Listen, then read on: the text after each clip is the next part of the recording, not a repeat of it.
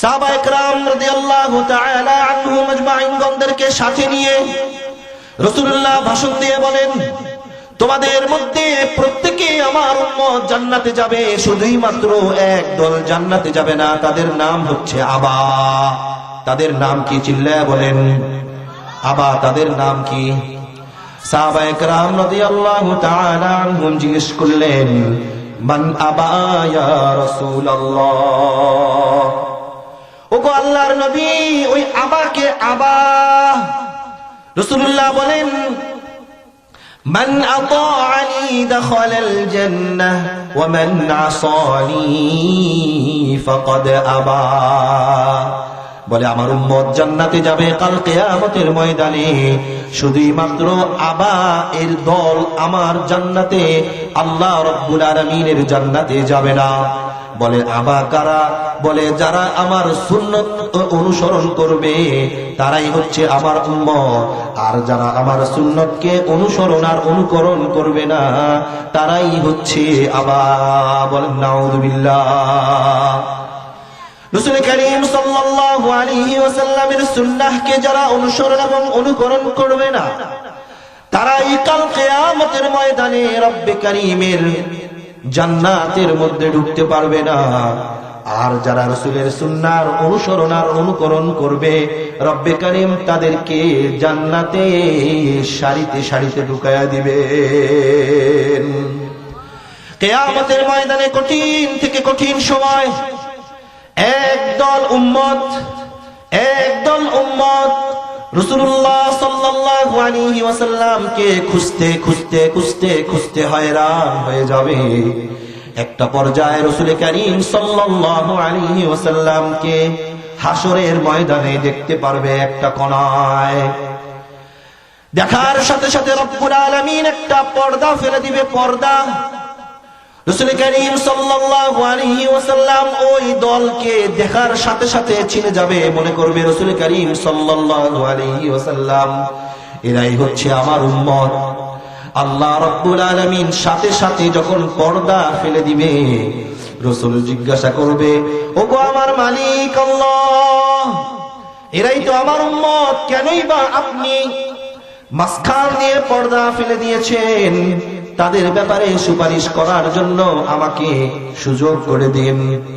রব্বুল আলামিন বলবেন, ওগো আল্লাহর হাবিব, আপনার জীবনের 63 বছর আপনি উম্মতের জন্য কোরবানি করে দিয়েছিলেন, কিন্তু আপনার এই একদল উম্মত আপনার সুন্নাহকে অনুসরণ করে নাই আর অনুকরণ করে নাই, বিধায় আজকে আপনার সুপারিশ তাদের জন্য গ্রহণযোগ্য হবে না। বলেন নাউযুবিল্লাহ।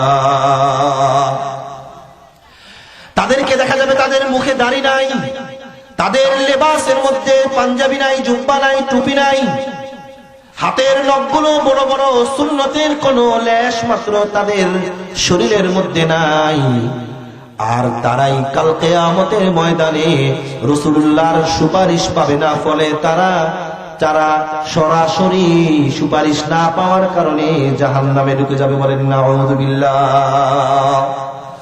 আর একদল টুপিওয়ালা, একদল দাড়িওয়ালা, একদল পাঞ্জাবিওয়ালা কিয়ামতের ময়দানে রব্বুল আলামিনের কাছে গিয়ে বলবে, ওগো আমার আল্লাহ। কবি বলেন, तेरे महबूब की या रब शफाअत लेके आया हूँ, तेरे महबूब की या रब शफाअत लेके आया हूँ, हकीकत उसको तू कर दे मैं सूरत लेके आया हूँ, हकीकत उसको तू कर दे मैं सूरत लेके आया हूँ, न अज़मत लेके आया हूँ न शौकत लेके आया हूँ, न अज़मत लेके आया हूँ न शौकत लेके आया हूँ, मोहब्बत लेके आया हूँ, मोहब्बत लेके आया हूँ। एक दल अल्लाह रब्बुल आलमीन আলামিনের কাছে বলবে, ওগো আমার আল্লাহ,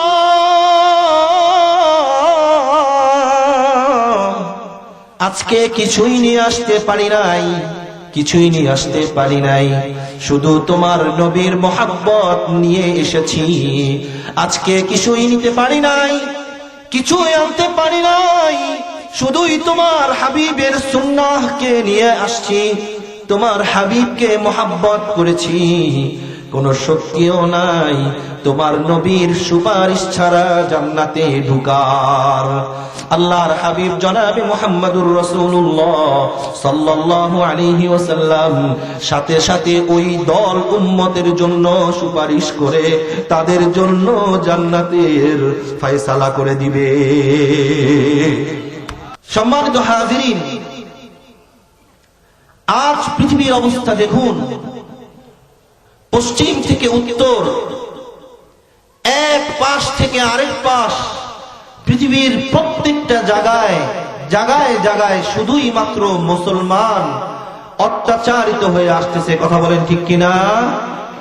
যেখানেই মুসলমান সেখানেই অত্যাচার, যেখানেই মুসলমান সেখানেই ইহুদি এবং খ্রিস্টানদের অত্যাচার। কথা বলেন ঠিক কিনা? মুসলমান যেখানেই যাচ্ছে সেখানেই কেন আজকে পদস্খলিত হচ্ছে, এটি আমাদের জানা দরকার আছে না নাই? আজকে মুসলমান কেন সব জায়গায় মার খাচ্ছে?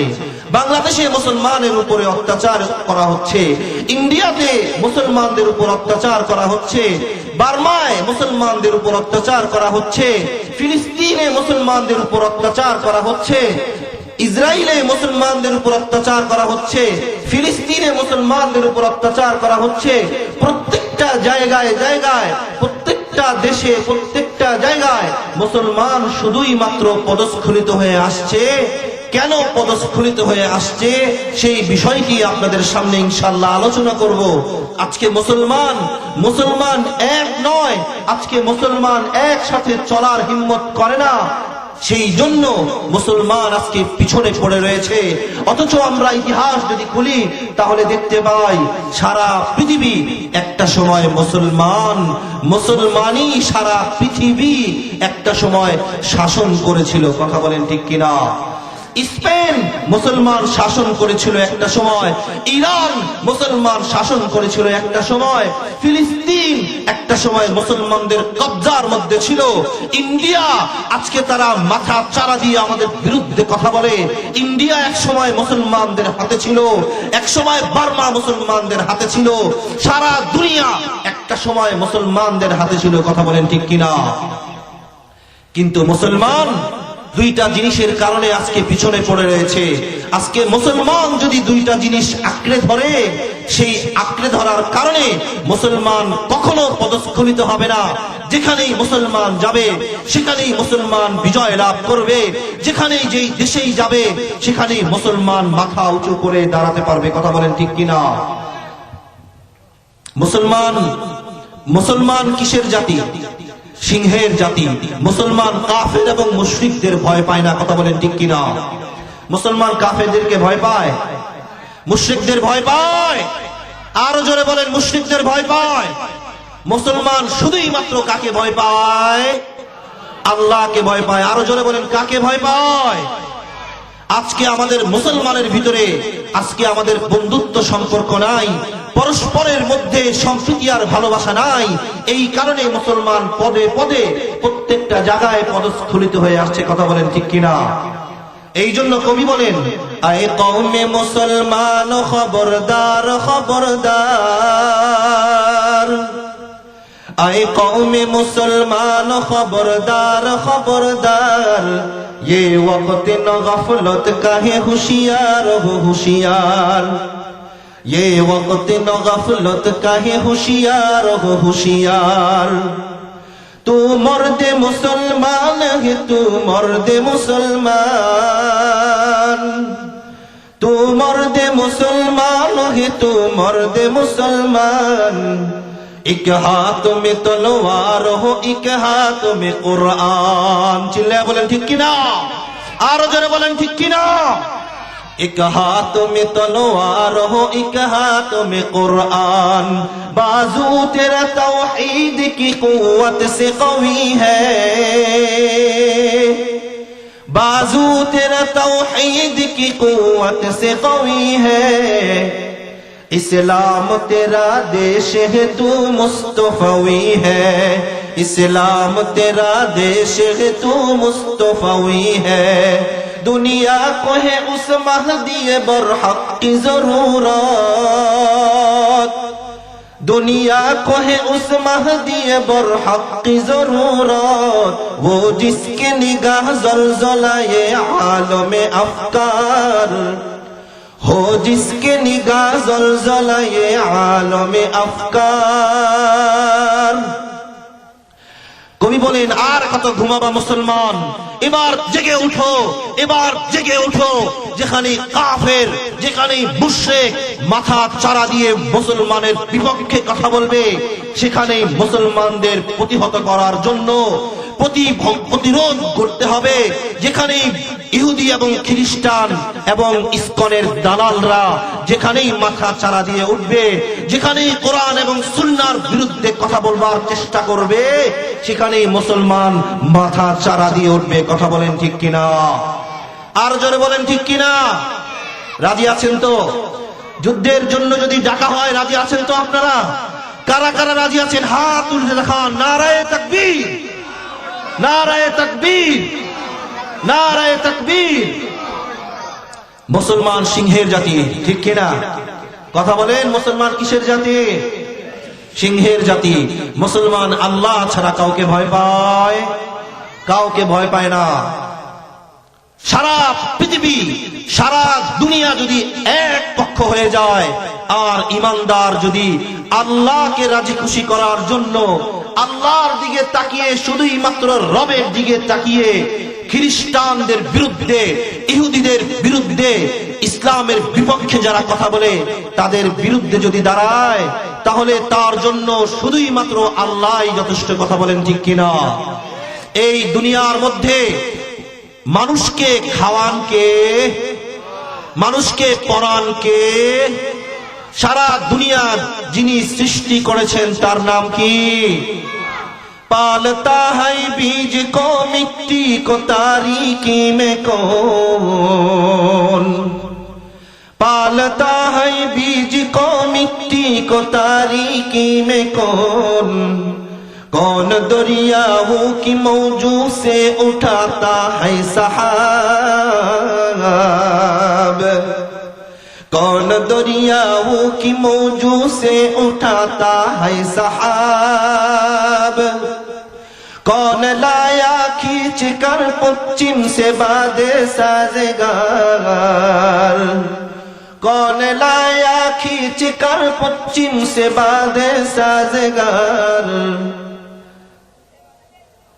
खाक ये किसकी है किसका है ये नूरे आफताब खाक ये किसकी है किसका है ये नूरे आफताब किसने भर दी मोतियों से खुशगंदम की जईब किसने भर दी मोतियों से खुशगंदम की जईब मौसमों को किसने सिखलाई है खुए इनकलाब मौसमों को किसने सिखलाई है खुए इनकलाब दा खुदाया ये ज़मीं तेरी नहीं तेरे आबा के नहीं तेरी नहीं मेरी नहीं अल्लाहु अकबर बोलें আর জোরে বলেন আল্লাহু আকবার এই জমিন লালন পালন কে করে কোন ওই মহান ব্যক্তি ওই সাগরের থেকে আসমানে পানি উঠিয়ে বৃষ্টি বর্ষণ করে সারা দুনিয়ায় আলোয় আলোকিত করে কোন ওই মহান ব্যক্তি সারা দুনিয়ার মানুষকে এই ঠান্ডা প্রবাহ দিয়ে মানুষের শরীরকে শান্ত করে দেয় এই জমিন কার সবচাইতে বড় কে? কাফের এবং মুশরিকদের ভয় পাওয়া যাবে? মুশরিকদের ভয় পাওয়া যাবে? মুশরিকরা বড় বড় কথা বলে, ওরা জানে না মুসলমানদের আত্মা কত বড়, ওরা জানে না মুসলমানদের হৃদয় কত বড়, ওরা জানে না মুসলমানদের শক্তি কি পরিমাণ। নারায়ে তাকবীরের স্লোগান দেওয়ার সাথে সাথে কাফের এবং মুশরিকদের হৃদয়ের মধ্যে প্রকম্প সৃষ্টি হয়ে যায়। কথা বলেন ঠিক কিনা? তাহলে আমার সাথে আপনারা বলুন, নারায়ে তাকবীর, আর জোরে নারায়ে তাকবীর, আর জোরে নারায়ে তাকবীর। সম্মানিত মুসল্লিয়ান ইকরাম, সারা দুনিয়া, সারা পৃথিবী কেন আজকে পদস্খলিত হচ্ছে? কেন আজকে মুসলমান পদস্খলিত হচ্ছে? দুইটা কারণ। বলেন কয়টা কারণ? দুইটা কারণ। এক নাম্বার কারণ, এটি যদি আমরা পালন করবার চেষ্টা করি তাহলে মুসলমানদের উপর সমস্ত রকমের অত্যাচার এবং অবিচার, এবং মুসলমানরা যেখানেই যাবে সেখানেই বিজয় লাভ করবে। কথা বলেন ঠিক কিনা? তাহলে দুইটা কর্মসূচি আমাদের পালন করা দরকার। পালন করবেন তো ইনশাআল্লাহ? কারা কারা পালন করবেন হাত উঠিয়ে দেখান। আল্লাহ সবাইকে কবুল করুন, বলেন আমিন। এক নাম্বার কর্মসূচি, মনোযোগ আছে তো? এদিকে আছে সবার মনোযোগ? কোনো কথা বলবেন না, মনোযোগ আমার দিকে থাকবে তো ইনশাআল্লাহ? এক নাম্বার কর্মসূচি ইত্তেবায়ে সুন্নাহ। এক নাম্বার কর্মসূচি কি? অর্থাৎ রাসূলুল্লাহ সাল্লাল্লাহু আলাইহি ওয়াসাল্লামকে ভালোবাসা, রাসূলের সুন্নাহকে অনুসরণ করা, রাসূলের সুন্নাহকে অনুসরণ করা, রাসূলের কথা মতন চলবার চেষ্টা করা, রাসূল যেভাবে বলেছেন সেভাবে মানার চেষ্টা করা, সাহাবায়ে কেরাম যেভাবে চলেছে সেভাবে চলবার চেষ্টা করা। চেষ্টা করব তো ইনশাআল্লাহ? রাসূল করিম সাল্লাল্লাহু আলাইহি ওয়াসাল্লাম হাদিসে পাকের মধ্যে ইরশাদ করে বলেন, লা ইউমিনু আবদুন হাত্তা ইয়াকুনা হাওয়াহু তাবাআন লিমা জিতু বিহি আও কামা ক্বালা আলাইহিস সালাতু ওয়াস সালাম। রাসূল করিম সাল্লাল্লাহু আলাইহি ওয়াসাল্লাম বলেন, ততক্ষণ পর্যন্ত তোমরা মুমিন এবং মুসলমান হতে পারবে না যতক্ষণ না তোমার মনে যা চায় সবকিছুই আমার সুন্নতের অনুসরণের প্রতি যদি তোমার ওই মন যদি ধ্যান এবং খেয়াল সবকিছু যতক্ষণ না পর্যন্ত আমার সুন্নতের অনুসারী না হবে ততক্ষণ পর্যন্ত তোমরা মুমিন এবং মুসলমান হতে পারবে না। কথা বলেন ঠিক কিনা?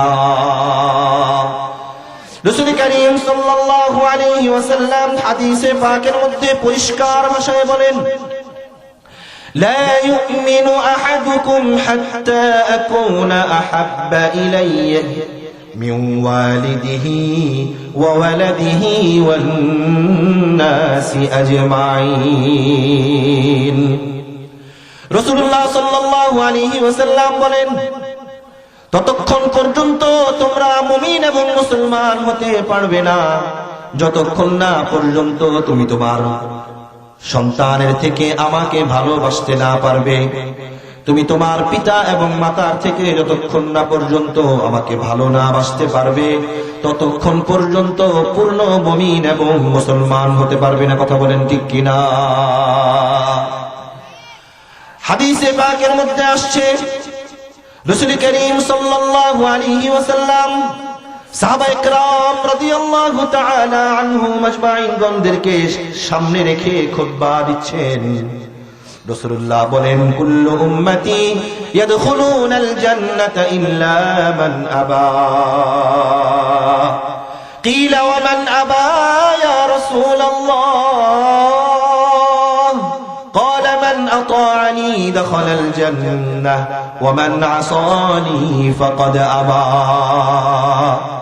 সাহাবায়ে কেরাম রাদিয়াল্লাহু তাআলা আনহুম আজমাইন গণদেরকে সাথে নিয়ে রাসূলুল্লাহ ভাষণ দিয়ে বলেন, তোমাদের মধ্যে প্রত্যেকে আমার উম্মত জান্নাতে যাবে, শুধুই মাত্র এক দল জান্নাতে যাবে না, তাদের নাম হচ্ছে আবা। তাদের নাম কি? চিল্লায়া বলেন। আবা তাদের নাম কি? সাহাবায়ে কেরাম রাদিয়াল্লাহু তাআলা আনহুম জিজ্ঞেস করলেন, মান আবা ইয়া রাসূলুল্লাহ, ওগো আল্লাহর নবী, ওই আবাকে আবা। রাসূলুল্লাহ বলেন, মান আতাআনি দাখালাল জান্নাহ ওয়া মান আসানি ফাকাদ আবা। বলে আমার উম্মত জান্নাতে যাবে কাল কিয়ামতের ময়দানে, শুধুই মাত্র আবা এর দল আমার জান্নাতে, আল্লাহ রাব্বুল আলামিনের জান্নাতে যাবে না। বলে আবা কারা? বলে যারা আমার সুন্নত অনুসরণ করবে তারাই হচ্ছে আমার উম্মত, আর যারা আমার সুন্নতকে অনুসরণ আর অনুকরণ করবে না তারাই হচ্ছে আবা। বলেন নাউযুবিল্লাহ। রাসূল করিম সাল্লাল্লাহু আলাইহি ওয়াসাল্লামের সুন্নাহকে যারা অনুসরণ এবং অনুকরণ করবে না তারাই কাল কিয়ামতের ময়দানে রব্বে কারীমের জান্নাতের মধ্যে ঢুকতে পারবে না। আর যারা রাসূলের সুন্নাহর অনুসরণ আর অনুকরণ করবে রব্বে কারীম তাদেরকে জান্নাতে সারিতে সারিতে ঢুকায়া দিবেন। কিয়ামতের ময়দানে কঠিন থেকে কঠিন সময় একদল উম্মত রাসূলুল্লাহ সাল্লাল্লাহু আলাইহি ওয়াসাল্লামকে খুঁজতে খুঁজতে খুঁজতে খুঁজতে হয়রান হয়ে যাবে। একটা পর্যায়ে রাসূল করিম সাল্লাল্লাহু আলাইহি ওয়াসাল্লামকে হাসরের ময়দানে দেখতে পারবে একটা কোণায়। দেখার সাথে সাথে রব্বুল আলামিন একটা পর্দা ফেলে দিবে, পর্দা। রাসূল করিম সাল্লাল্লাহু আলাইহি ওয়াসাল্লাম ওই দলকে দেখার সাথে সাথে চিনে যাবে, মনে করবে রাসূল করিম সাল্লাল্লাহু আলাইহি ওয়াসাল্লাম এরাই হচ্ছে আমার উম্মত।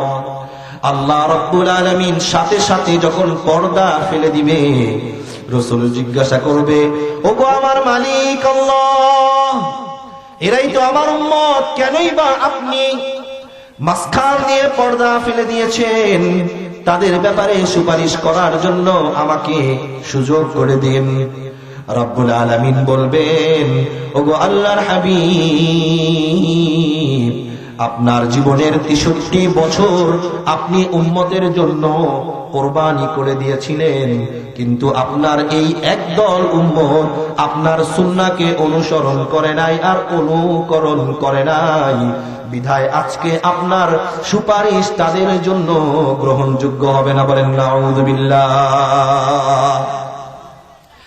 তাদেরকে দেখা যাবে তাদের মুখে দাড়ি নাই, তাদের লেবাসের মধ্যে পাঞ্জাবি নাই, জুব্বা নাই, টুপি নাই, হাতের নখগুলো বড় বড়, সুন্নতের কোনো লেশ মাত্র তাদের শরীরের মধ্যে নাই। আর তারাই কাল কিয়ামতের ময়দানে রাসূলুল্লাহর সুপারিশ পাবে না। ফলে তারা সরাসরি সুপারিশ না পাওয়ার কারণে জাহান্নামে ঢুকে যাবে। বলেন নাউযুবিল্লাহ। আর একদল টুপিওয়ালা, একদল দাড়িওয়ালা, একদল পাঞ্জাবিওয়ালা কিয়ামতের ময়দানে রব্বুল আলামিনের কাছে গিয়ে বলবে, ওগো আমার আল্লাহ। কবি বলেন, तेरे महबूब की या रब शफाअत लेके आया हूँ, तेरे महबूब की या रब शफाअत लेके आया हूँ, हकीकत उसको तू कर दे मैं सूरत लेके आया हूँ, हकीकत उसको तू कर दे मैं सूरत लेके आया हूँ, न अज़मत लेके आया हूँ न शौकत लेके आया हूँ, न अज़मत लेके आया हूँ न शौकत लेके आया हूँ, मोहब्बत लेके आया हूँ, मोहब्बत लेके आया हूँ। একদল আল্লাহ রাব্বুল আলামিনের কাছে বলবে, ওগো আমার আল্লাহ,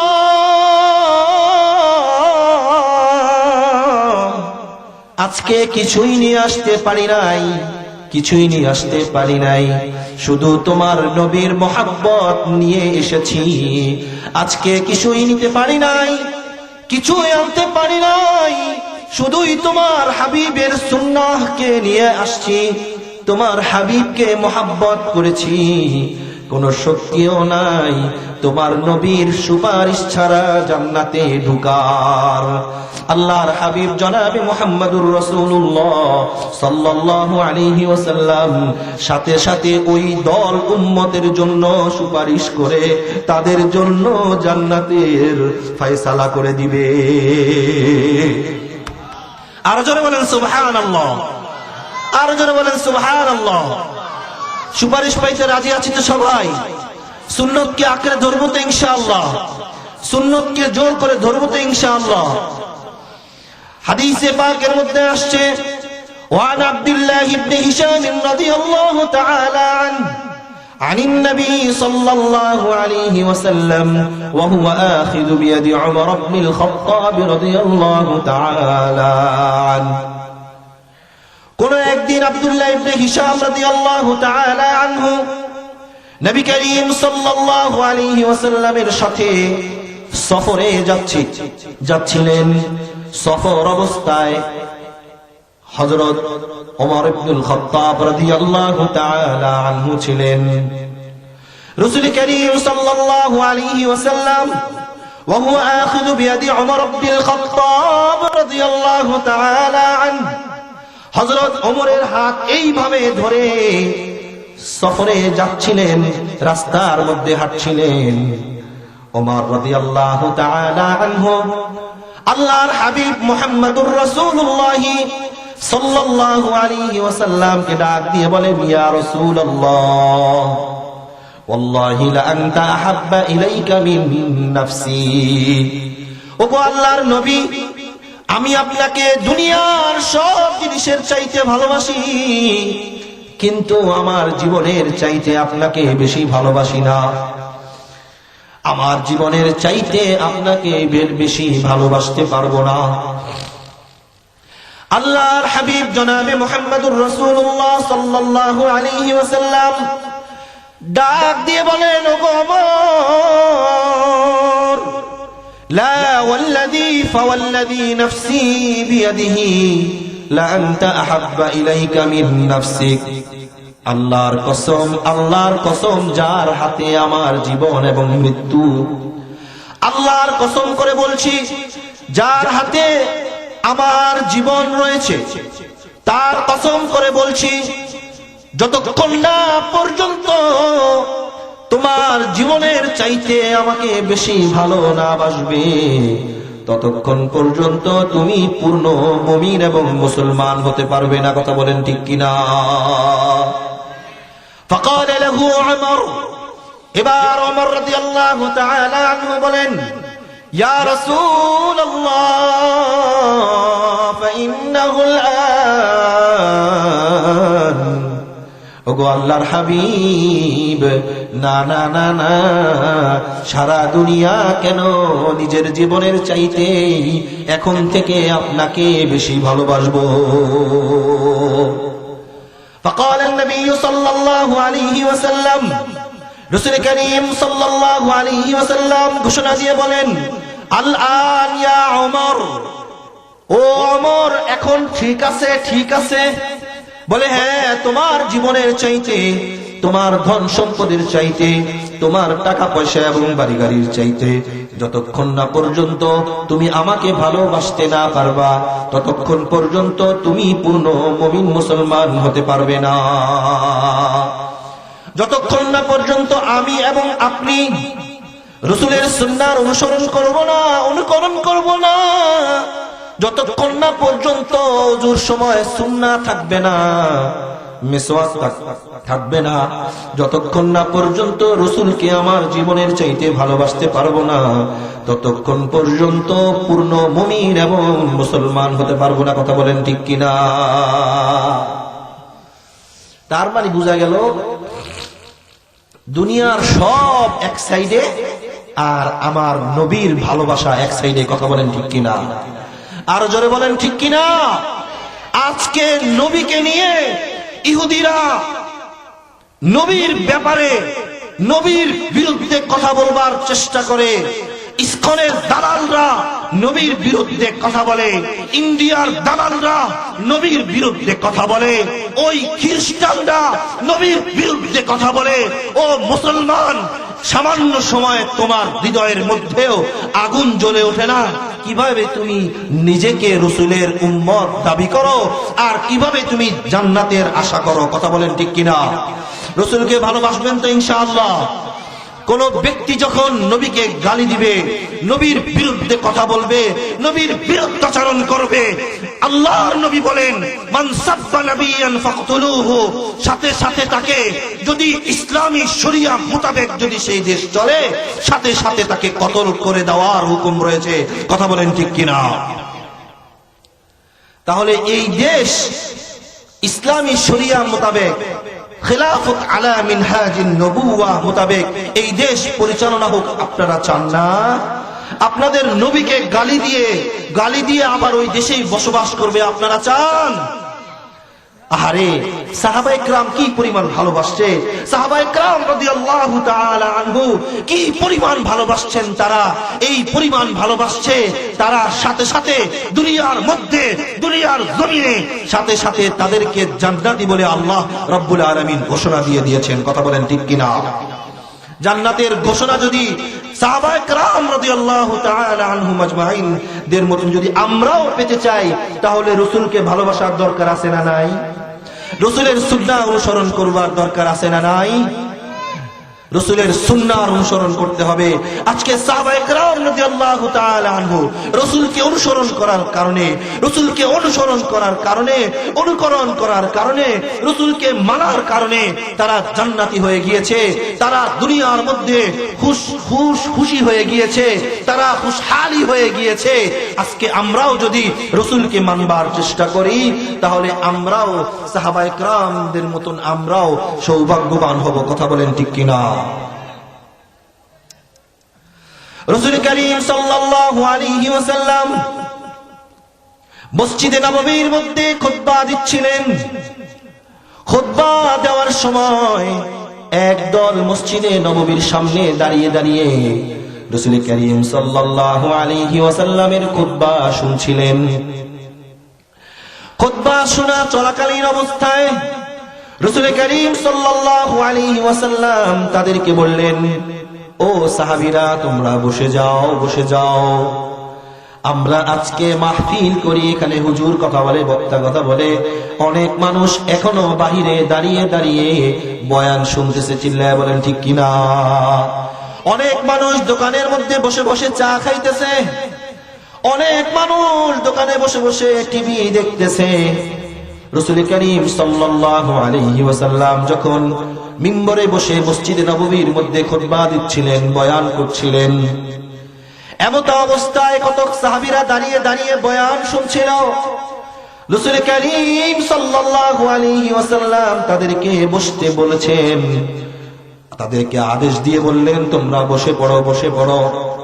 এমত অবস্থায় আব্দুল্লাহ ইবনে মাসউদ রাদিয়াল্লাহু তাআলা আনহু দূর থেকে রাস্তা দিয়ে হেঁটে হেঁটে মসজিদে নববীর মধ্যে নবী করিম সাল্লাল্লাহু আলাইহি ওয়াসাল্লামের বয়ান শুনবার জন্য আসছিলেন।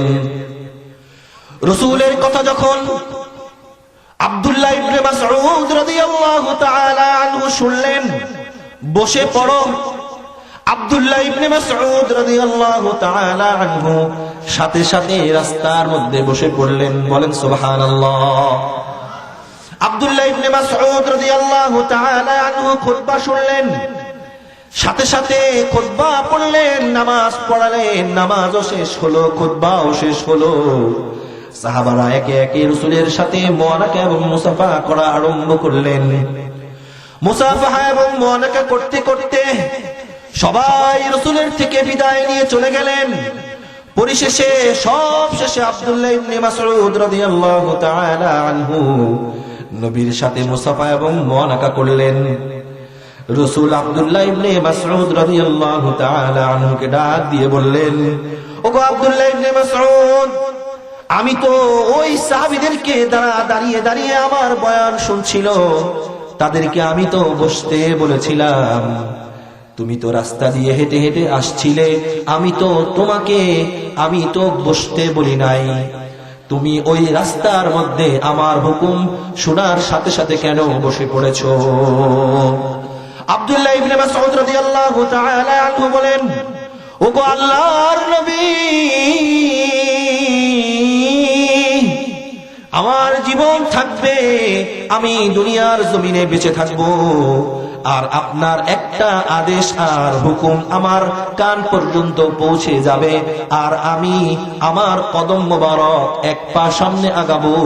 মৃত্যু পর্যন্ত কেন, কিয়ামত পর্যন্ত যদি জীবিত থাকি, তারপরেও আপনার সামান্য সামান্য সামান্য হুকুম অমান্য করতে পারবো না।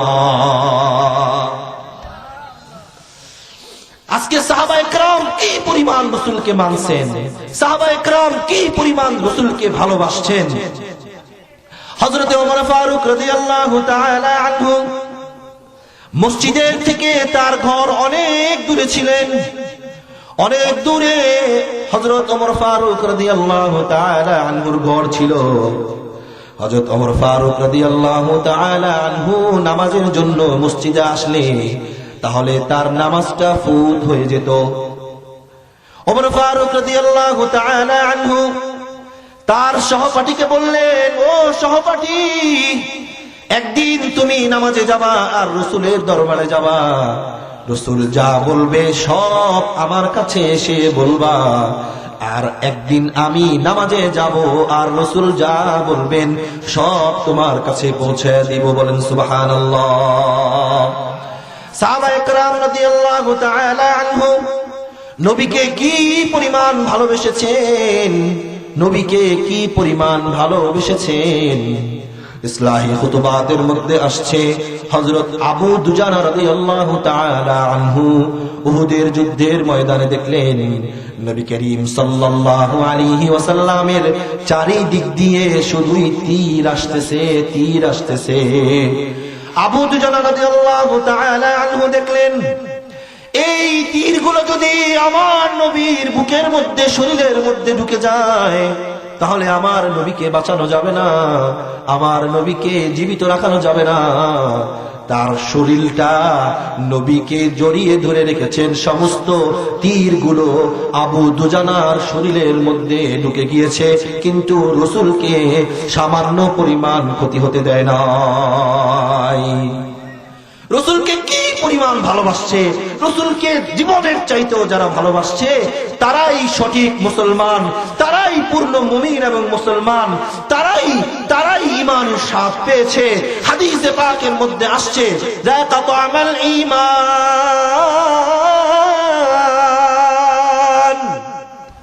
যাকাতু আমাল ঈমান মান রাদিয়া বিল্লাহি রাব্বা ওয়া বিল ইসলামি দীনা ওয়া বিমুহাম্মাদিন রাসূলা। ঈমানের স্বাদ তো ওই ব্যক্তি পেয়েছে যে ব্যক্তি ইসলামকে ধর্ম হিসাবে পেল। মান রাদিয়া বিল্লাহি রাব্বা, এবং আল্লাহকে রব হিসাবে পেল। ওয়া বিল ইসলামি দীনা ওয়া বিমুহাম্মাদিন রাসূলা, এবং মুহাম্মাদুর রাসূলুল্লাহ সাল্লাল্লাহু আলাইহি ওয়াসাল্লামকে নবী হিসাবে পেয়ে সন্তুষ্ট ওই ব্যক্তি ঈমানের স্বাদ আস্বাদন করেছে। চিল্লায়ে বলেন সুবহানাল্লাহ, আরো জোরে বলেন সুবহানাল্লাহ। হুযায়ফা বিন ইয়ামান রাদিয়াল্লাহু তাআলা আনহু যখন মক্কা, ওই ইরানের কিসরার যে বাদশাহ ছিল, বাদশাহ হুযায়ফা বিন ইয়ামান রাদিয়াল্লাহু তাআলা আনহুকে দাওয়াত দিলেন মুযাকারা করার জন্য।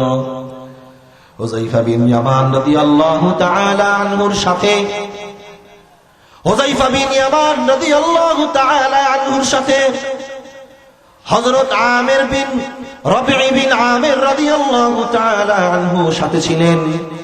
উভয় একসাথে কিসরার ওই বাদশার কাছে দাওয়াত গ্রহণ করে কিসরার ওই ইরানের বাদশার কাছে গমন করলেন।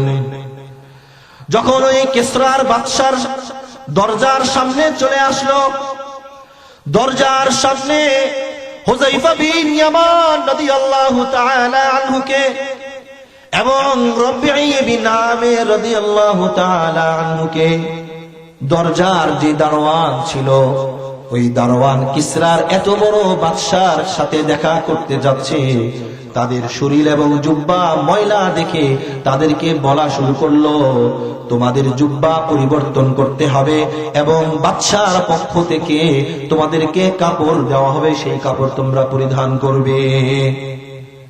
সাহাবী পরিষ্কার ভাষায় জবাব দিয়ে বললেন, না না না না, এই ময়লা জামাই রাসূলের সুন্নাত, এই ময়লা কাপড়ে নবীর সুন্নাত, এই জুব্বায় রাসূলের সুন্নাত। জীবন থাকবে, যৌবন থাকবে, কিন্তু রাসূলের সুন্নার মাত্র এক বিন্দু পরিমাণও নড়াচড়া করতে পারবো না। বলেন সুবহানাল্লাহ। এবং রবিঈ বিন আমির রাদিয়াল্লাহু তাআলা আনহু পরিষ্কারভাবে ঘোষণা দিয়ে বললেন, এই জুব্বা যদি পরিবর্তন করা হয় তাহলে আমরা কিসরার বাদশার সাথে দেখা করতে যাব না, আমরা কিসরার বাদশার সাথে দেখা না করে বরং নিজের গন্তব্য স্থানে পৌঁছে যাব। সেই কিসরার দরজার সামনে বড় বড় ব্যক্তিরা হুযায়ফা বিন ইয়ামান রাদিয়াল্লাহু তাআলা আনহু এবং রবিঈ বিন আমির রাদিয়াল্লাহু তাআলা আনহুকে ভালোভাবে নজর করতে শুরু করলো। নজর করতে গিয়ে দেখলো তাদের শরীরটা একবারে জীর্ণ শীর্ণ, কাপড়গুলো ময়লা, সাথে আবার একটা তরবারি আছে, তরবারি ভাঙ্গা তরবারি। আল্লাহু আকবার বলবেন না? বলে, তোমাদেরকে কিসরার বাদশা দাওয়াত দিয়েছে, তোমরা ওই ভাঙ্গা আর ময়লা তরবারি দিয়ে তোমরা ইরান বিজয় লাভ করবে। তোমাদের মধ্যে তো কিছুই নাই, তোমাদের সব কিছুই দুর্বল। হযরত হুযায়ফা বিন ইয়ামান রাদিয়াল্লাহু তাআলা আনহু এবং রবিঈ বিন আমির রাদিয়াল্লাহু তাআলা আনহু পরিষ্কার ভাষায় বলে দিলেন, তোমাদের ওই রাজপ্রাসাদের মধ্যে, রাজ সিংহাসনের মধ্যে সবচাইতে দামি এবং শক্ত যে ঢাল আছে সেই ঢাল নিয়ে আসো। আমার এই পচা তরবারি এবং ভাঙ্গা তরবারির সামনে দেখি ওই ঢাল প্রতিহত করতে পারে কিনা। সাথে সাথে ভিতরে আওয়াজ শুরু হলো, আজীব এবং গরীব দুইজন সাহাবী আসছে। কিসরার বাদশার মেহমান হিসাবে অনেক দূর থেকে দুইজন আজীব এবং গরীব লোক আসছে। ওই আজীব এবং গরীব লোকজনরা, ওই দুই সাহাবীরা জামাও পরিবর্তন করছে না, কোনো উপঢৌকন, কোনো কিছু, কোনো আসবাব তারা গ্রহণ করছে না, বরং তারা বলছে নাকি তাদের তরবারি দিয়ে আমাদের দামি, সবচাইতে দামি যে ঢালটা আছে সেই ঢাল নাকি দিয়ে তারা প্রতিহত করবে। সাথে সাথে সিংহাসন থেকে, ওই কিসরার রাজপ্রাসাদ থেকে সবচাইতে দামি যে ঢালটা ছিল সেই ঢালটা রবিঈ বিন আমির রাদিয়াল্লাহু তাআলা আনহুর সামনে আনা হলো। রবিঈ বিন আমির রাদিয়াল্লাহু তাআলা আনহুর ঢাল, ওই তরবারি দিয়ে ওই ঢালের মধ্যে একটা বাড়ি দেওয়ার সাথে সাথে ওই ঢাল দ্বিখণ্ডিত হয়ে গেল। চিল্লায়া বলেন সুবহানাল্লাহ। হুযায়ফা বিন ইয়ামান রাদিয়াল্লাহু তাআলা আনহু এবং রবিঈ বিন আমির রাদিয়াল্লাহু তাআলা আনহু পরিশেষে কিসরার দরবারে গেলেন। কিসরার দরবারে যাওয়ার পরে তাদেরকে খাবার দেওয়া হলো। খাবার দেওয়ার সাথে সাথে খাবার হাত থেকে পড়ে গেল। সাহাবীরা ওই খাবার উঠিয়ে খাবার খাওয়া আরম্ভ করলো। আশেপাশ দিয়ে বলা বলি শুরু করলো, এরা কারা, এই পরিমাণ নিচু লোক কিসরার দরবারে কেন এসেছে? সাহাবীরা বলল, রাসূলের সুন্নাহ, রাসূলের কাছ থেকে আমরা শুনেছি কোন খাবার যখন নিচে পড়ে যাবে, নিচে পড়ে যাওয়ার সাথে সাথে রাসূলের সুন্নাহ হচ্ছে সাথে সাথে সম্ভব হলে ওই খাবার উঠিয়ে ধুয়ে আবার গ্রহণ করা। চিল্লায় বলেন ঠিক কিনা? তাহলে খাবার, যে ব্যক্তি খাবার পড়ে যাবে আর ওই খাবার উঠিয়ে ধুয়ে ওই ব্যক্তি আবার যদি যখন ওইটা গ্রহণ করবে, রাসূল করিম সাল্লাল্লাহু আলাইহি ওয়াসাল্লাম বলেন, ঘোষণা দিয়ে বলেন যে তার সম্পদ এবং ধন দৌলত আল্লাহ রাব্বুল আলামিন বৃদ্ধি করে দিবেন। বলেন সুবহানাল্লাহ। সাহাবীদেরকে বলা শুরু করলো, আরে আপনারা তো এভাবে খাওয়া শুরু করেছেন, আশেপাশে যত মানুষ আছে আপনাদেরকে তো ছোট মনে করবে। সাহাবায়ে কেরাম রাদিয়াল্লাহু তাআলা আনহু পরিষ্কার ভাষায় ঘোষণা দিয়ে বলেন, আতরুকু সুন্নাত রাসূলিল্লাহি সাল্লাল্লাহু আলাইহি ওয়াসাল্লাম হাদিহিল হুমাকা। রাসূলের সুন্নাহ কি এই আহাম্মকদের কারণে, এই আহাম্মকদের ইজ্জতের কারণে কি রাসূলের সুন্নাহ ছেড়ে দিব? এই আহাম্মকদের কারণে ইজ্জত আমাদের পাওয়ার দরকার নাই। রাসূলের সুন্নাহ কিয়ামত পর্যন্ত যতদিন বেঁচে থাকবো ততদিন পর্যন্ত রাসূলের সুন্নাহ ছাড়তে পারবো না। দরকার নাই ইজ্জত, দরকার নাই কোনো উপঢৌকন, দরকার নাই কোনো কিছু, জীবনের পরোয়া করি নাই, কোনো কিছুর পরোয়া করি নাই। রাসূলের সুন্নাহ বিন্দু মাত্র অনুসরণের বাহিরে, অনুকরণের বাহিরে চলতে পারবো না, পরিষ্কার ভাবে সাহাবায়ে কেরাম বলে দিয়েছেন। এই জন্য আজকে তারা কিয়ামত পর্যন্ত তারা সৌভাগ্যবান, তাদের আলোচনা আজকে মাহফিলে মাহফিলে হয়, তাদের আলোচনা আজকে কোরআনের মধ্যে, তাদের আলোচনা আজকে রাসূলের সুন্নাহ, রাসূলের হাদিসের মধ্যে এসেছে। রাসূলকে যদি আমরা মানতে পারি আর অনুসরণ আর অনুকরণ করতে পারি, তাহলে আমাদের জীবনেও প্রত্যেকটা জায়গায় ইজ্জত আর সম্মান আর আজমত বরত্ব কে বাড়িয়ে দিবেন? আরো জোরে বলেন, কে বাড়িয়ে দিবেন? আল্লাহ রাব্বুল আলামিন বাড়িয়ে দিবেন। এই জন্য প্রত্যেকটা কাজে, প্রত্যেকটা কর্মে রাসূলের সুন্নাহর অনুসরণ করার দরকার আছে না নাই? রাসূল করিম সাল্লাল্লাহু আলাইহি ওয়াসাল্লাম হযরত ওসমান ইবনে আফফান রাদিয়াল্লাহু তাআলা আনহুকে মক্কায় প্রেরণ করলেন। মক্কায় যখন পাঠালেন, হযরত ওসমান ইবনে আফফান রাদিয়াল্লাহু তাআলা আনহু মক্কায় অবস্থান করলেন তার চাচাতো ভাইয়ের নিকট। রাত্রি যাপন করলো, খাওয়া দাওয়া হলো, রাত্রের ঘুম পরিপূর্ণভাবে হলো। তারপর ওসমান ইবনে আফফান রাদিয়াল্লাহু তাআলা আনহু সকাল হলো, নামাজ শেষ করে ওই মক্কার ওই বাদশার কাছে যাওয়া আরম্ভ করলো। হযরত ওসমান ইবনে আফফান রাদিয়াল্লাহু তাআলা আনহু চাচাতো ভাই বললেন, ও ওসমান, তোমার যে ওই পায়জামা এবং ইজার তুমি যে টাকনোর উপরে উঠায়া পড়ছো, মক্কার ওই সিংহাসন, ওই রাজার বাদশার আশেপাশে যত মহান ব্যক্তিরা আছে তারা তোমাকে নিয়ে হাসি তামাশা করবে। বলে, কেন হাসি তামাশা করবে? ওসমান ইবনে আফফান রাদিয়াল্লাহু তাআলা আনহু এর চাচাতো ভাই বললেন, মক্কার মধ্যে যে যত বেশি টাকনোর নিচে পায়জামা আর ইজার পরবে, লুঙ্গি পরবে, সে তত বড় মর্যাদাশীল। ওসমান ইবনে আফফান রাদিয়াল্লাহু তাআলা আনহু পরিষ্কার ভাবে ঘোষণা দিয়ে বলেন, লা ইলাহা কাযা ইজারাতু সাহিবিনা রাসূলিল্লাহি সাল্লাল্লাহু আলাইহি ওয়াসাল্লাম। জীবন থাকবে, যৌবন থাকবে, ইজ্জতের দরকার নাই, আজমতের দরকার নাই, কোনো কিছুর দরকার নাই, সব কিছু বিলীন হয়ে যাবে, কিন্তু নবীর সুন্নাহ বিন্দু মাত্র অনুসরণ আর অনুকরণের বাহিরে যেতে পারবো না। বলেন সুবহানাল্লাহ। সাহাবায়ে কেরাম পদে পদে প্রত্যেকটা জায়গায় জায়গায় সাহাবায়ে কেরাম রাসূলকে ভালোবাসছেন, সাহাবায়ে কেরাম রাসূলকে অনুসরণ করেছেন, সাহাবায়ে কেরাম রাসূলকে অনুকরণ করেছিলেন। বিদায় আজকে তারা সম্মানিত হয়েছে, বিদায় আজকে তারা জান্নাতি হয়ে গিয়েছে, আজকে তারা সৌভাগ্যবান হয়ে গিয়েছে। আমাদের জীবনেও যদি প্রত্যেকটা জায়গায় জায়গায় রাসূলের সুন্নাহকে ফিট করবার চেষ্টা করি, মুখে দাড়ি রাখি, মোজগুলো ছোট রাখি, মাথায় টুপি রাখি, শরীরের মধ্যে জুব্বা পরবার চেষ্টা করি, আমাদের ওযুগুলো নবীর সুন্নাত অনুযায়ী যদি পালন করবার চেষ্টা করি, তাহলে সাহাবায়ে কেরামের মতো আমরাও জান্নাতের সুসংবাদ পেয়ে যাব। কথা বলেন ঠিক কিনা?